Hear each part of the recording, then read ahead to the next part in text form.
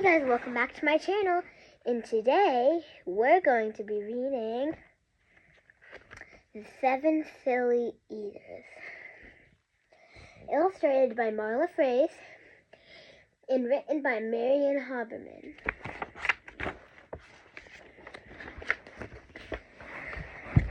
Not so long ago, they say, a mother lived just like today. Mrs. Peters was her name. Her little boy was named the same. Now Peter was a perfect son in every way except for one.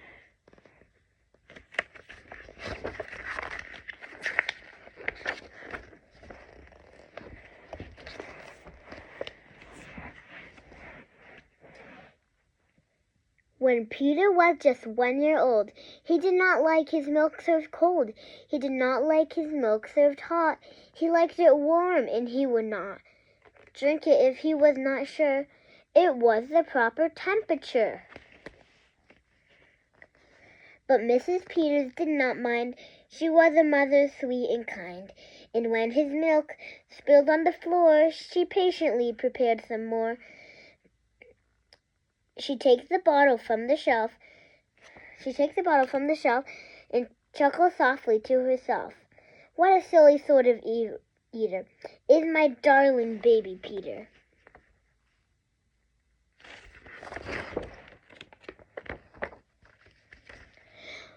When Peter had not yet turned 2, another baby sweet and new was born. Dear Lucy, small and fair, with big blue eyes and curly hair. But long before this child was grown, she had opinions of her own, of what she'd eat and what she'd not. She hated milk, but both cold and hot, and warm was the worst of all. Instead, whenever Lucy dear was fed, she bellowed for pink lemonade, not from a can. Oh no, homemade.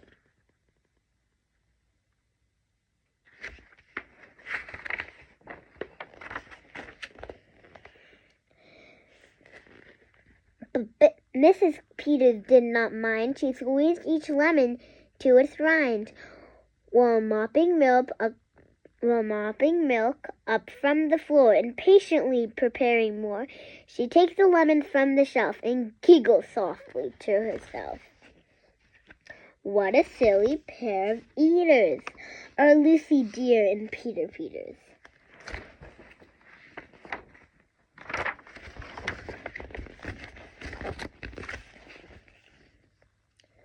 Now Lucy grew and Peter grew, till he was 3 and she was 2.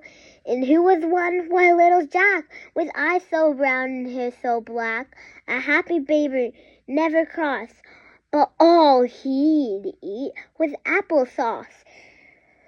Peeling apples by the pound, Mrs. Peters faintly frowned.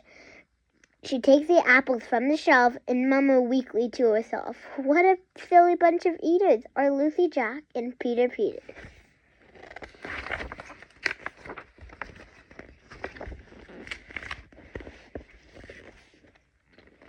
Peter, Lucy, and young Jack had another baby brother, Mac. Mac was charming, round, and plump, but if his oatmeal had a lump, Mac would dump it on the cat. Mrs. Peters hated that.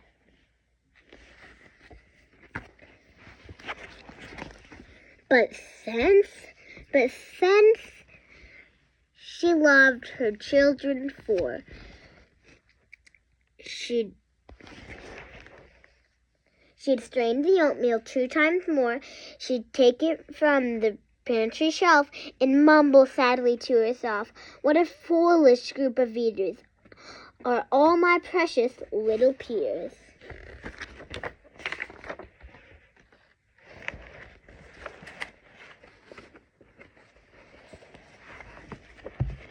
Before another year was through, who came along? Why, Mary Lou. She was darling, sweet, and bright, and a healthy appetite. That is as long as she was fed soft and squishy homemade bread.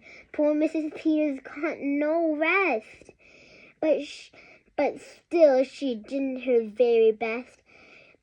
She'd take the flour from the shelf and mutter feebly to herself, "What a fussy bunch of eaters are all my lovely little Peters."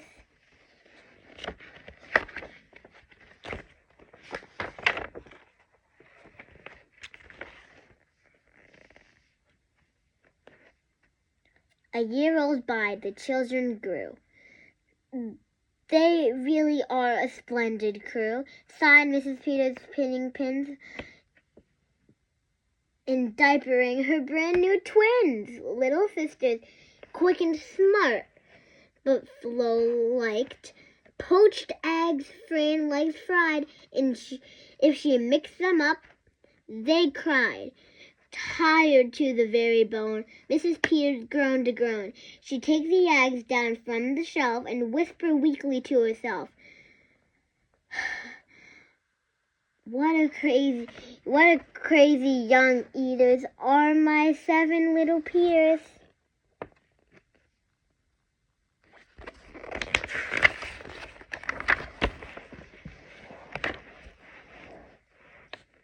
Now time went by, as time will do, and as it passed, the children grew. The problem was, as they grew, their appetites kept growing too. The trouble was, they wanted more.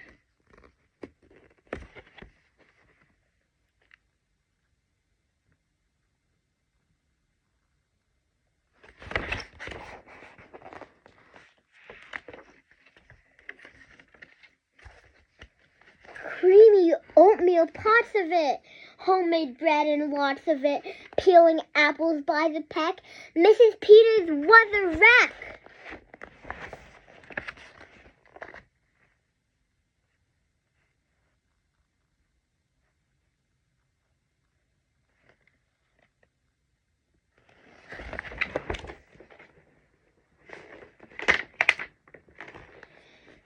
She wiped her brow and heaved a sigh. Another year was passing by. In fact, she realized with a sorrow her birthday would arrive tomorrow. Drearily she shook her head, and wearily she went up to bed.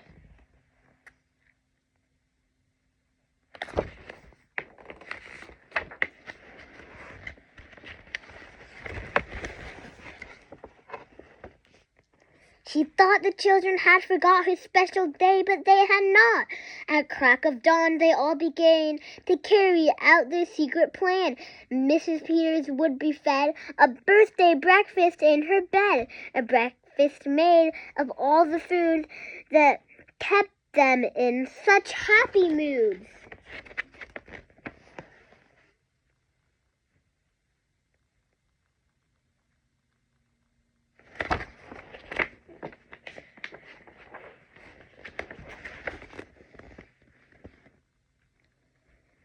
So while the weary mother slept, down the stairs the children crept, in from the cupboard and the shelves, happily they helped themselves. Cheerfully they chopped and stirred, preparing what they each preferred. But despite the pains they took, since nobody knew how to cook, to measure things or make them hot, the more they tried, the worse it got.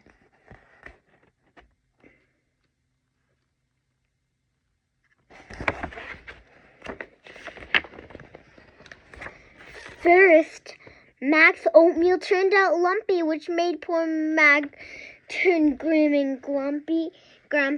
In fact, the lumps got him so cross, he dumped them in Jack's applesauce. This bothered Jack so much, he threw it in the dough of Mary Lou, who tossed the mishmash that made straight into Lucy's lemonade.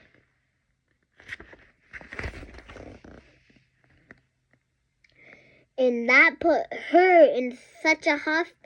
She poured the icky sticky stuff into the double frying pan that held the eggs of Flo and Fran, who flung the hodgepodge on the spot into the milk in Peter's pot.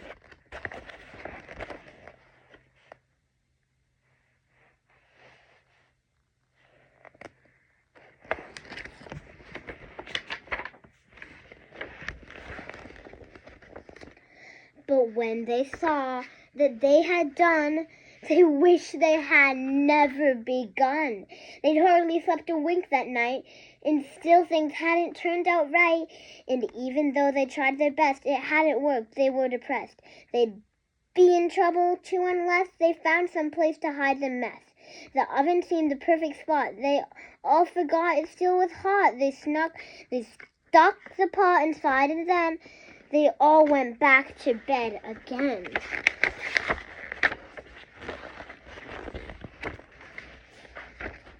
The clock struck 6, but they slept. Meanwhile, their mother softly stepped down to the kitchen. Smelled a smell. What could it be? She could not tell. It smelled so good. She sniffed some more and opened up the oven door. She woke up the children with her cries. They all came running in surprise. And in the kitchen, what they found was Mrs. Peters dancing round. And in the oven, no mistake, a pink and plump and perfect cake. And as their mother danced with glee, she cried, "A birthday cake for me, a birthday cake still piping hot.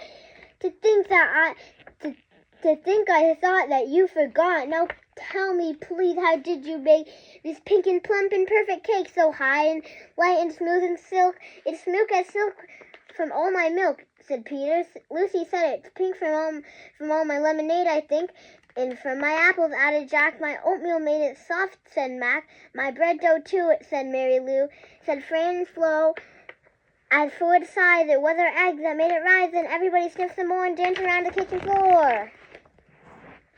They put the cake upon the dish and lit the candles. Make a wish, the children cried, before you blow, and Mrs. Peters did just so.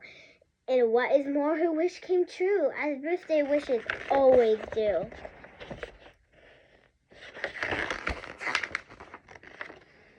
And from that day to this 'tis said, the Peters family all is fed a single simple meal, just one, a meal that's good for everyone, a meal which they all agree made from the secret recipe. They take all turns in mixing it. They take all turns in fixing it. It's thick to beat and quick to bake and fine to eat and fun to make.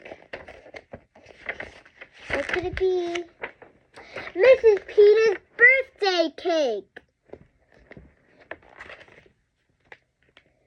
This is one of my favorite books. And I hope you liked it too. Bye guys, thanks for watching.